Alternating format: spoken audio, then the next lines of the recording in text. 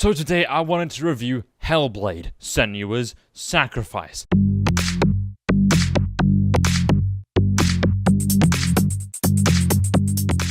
Now, when I talked about my hopes for this game, I wanted combat and the puzzles to be enhanced by a story and to make sense in the story. And it was fulfilled. This game is amazing, and that's just because of how well the combat, the puzzles, and just the gameplay in general is woven into the story, woven into understanding Senua's state of mind and the mental illnesses, and woven into the ending and everything. Now let's talk about the story, which obviously follows Senua. And Senua has mental illnesses, and this is in a Celtic time, and essentially the world you're seeing is through her eyes, so a lot of it is augmented by her mental illnesses, and I would like to say in a very creative and very cool way.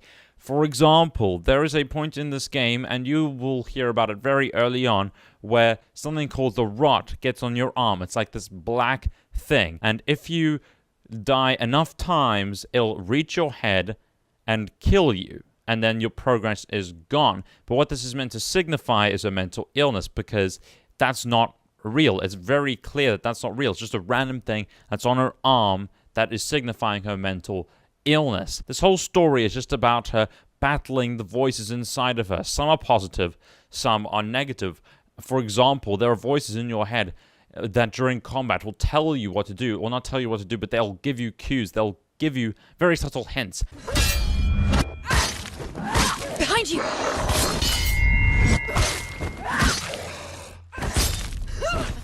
It's nearly over.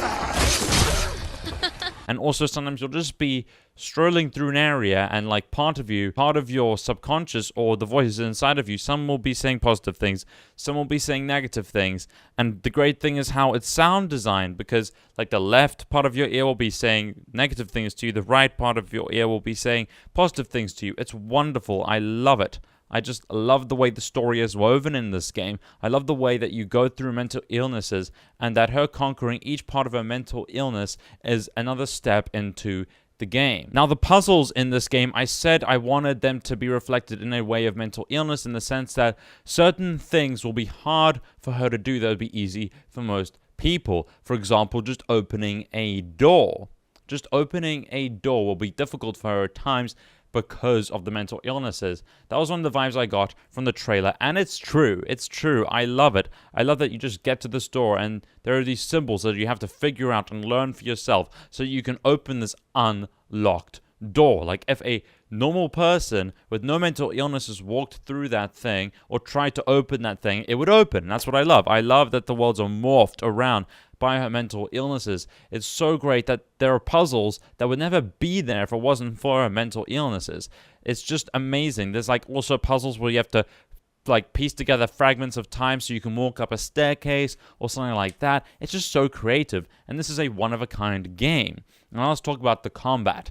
Now with the combat, what I wanted is I wanted the combat to, expand more than what we saw in the trailer, which it does, by the way, and expand through the story. So you get new mechanics because of the story, not just because you killed X amount of random things and now you have X amount of points to spend. There is no skill tree. The skill tree is you going through and discovering more. That's what I love, right? So getting a couple new things to do is because of the story. Being like stronger is because of a certain moment in the story. It's amazing. I love the way that is done, And this like little berserker mode I was talking about is more about her sort of focusing, is more about her sort of understanding the world around her better, or just thinking more. I love that. I love how it's not just a blind rage. It's like freaking, just focus. I love it. It's really great. The combat is actually just very cool because you can switch between different enemies at will. There's a block button, and depending on how well you do it, you'll just block them, or you'll parry them, or later on, you'll do like this massive parry thing and just like you'll be able to decimate them, and that's awesome all by itself.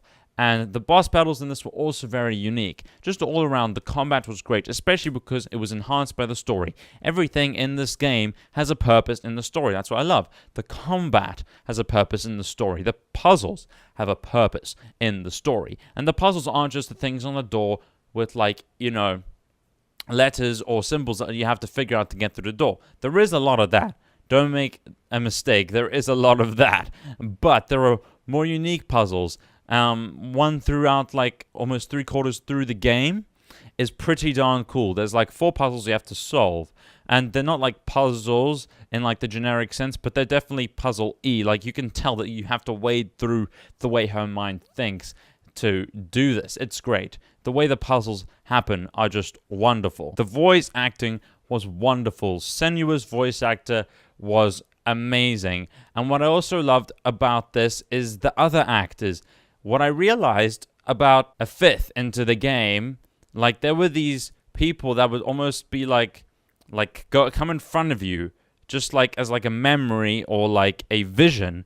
And I realized they are real people that were recorded and put into the game. Now, most of the time this works, but there is one point where I felt it was a little out of place, and I didn't like it. It was near the end, where it was just a bit too apparent that was a real recording, and you aren't a real recording. Obviously, Senua isn't a real recording. She's created by many, many polygons, so it was a bit on the nose near the end there when they used it there, but for the most part it's used very well, and it actually enhances the experience. What I love is that there's just so much harrowing stuff in this, and that's what you need when you're doing a video game about mental illnesses. Like, if you are of the faint-hearted, do not play this game, because there is a lot of crap in here that could really mess you up.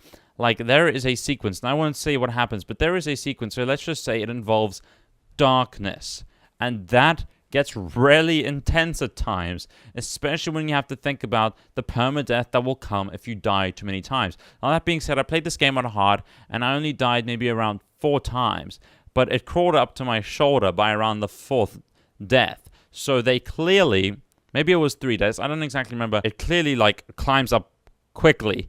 So you've got to be really careful of that. You've got to really think like this is your last moment when it's a puzzle that could kill you. But oh my gosh, dude, this game is immersive. There were times where I was just gasping for air. Like there were times where this game would just not let me go, and I wanted to let go almost, but I always wanted to keep trudging through, you know. At the start it's not that intense. There are intense parts, but like very near the, well, not very near, but in like the last act of the game, the last few acts, it really starts to get way more intense, and there's just more things that you just, you know, that just really hit you hard, and just like, again, you might want to not play this if like a harrowing thriller game does not sound like appealing to you, or sounds too scary for you, because I was never like scared out of my mind, but I was very tense a lot of the time, and I know there are some people that really can't take that. Now let's talk about the graphics, because the graphics in this game were some of the best I've ever seen in a game. And yes, there were times, well, like 1 or 2 times where like your hand would mesh through sand or something and it wouldn't look very realistic, but most of the time this was one of the best games I've ever seen in terms of graphical fidelity. Sunsets, sand, water, reflections, you know, light manipulation, shadows, all of that is top quality in this game. It is up there. It really is up there. And for a $29.99 price point, you really can't go wrong with this game. Now, it took me about 9 hours to complete according to Steam, but I feel like 9 hours of time for $29.99 of a top tier game with amazing writing, amazing acting, amazing like scenery, and that can be harrowingly amazing, by the way.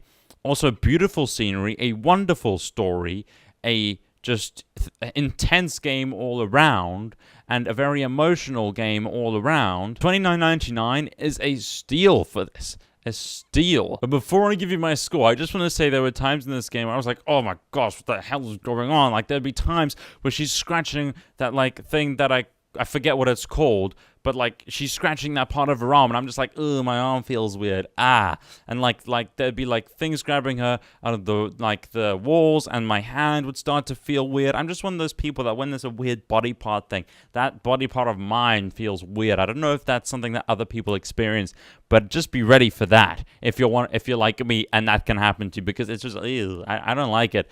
Like, freaking hell. Like, she's like scratching at her arm, and it's just like, oh, I can feel that on my arm now. Ooh, what the hell? Just like a weird sensation on my arm. It's not pleasant, but it's good when the game can do that, because obviously that's very skillful of them to be able to make me feel that uncomfortable. But I am going to give Hellblade Senua's Sacrifice an A. And the reason I give it an A is A, 9 hours at $29.99, just top quality stuff.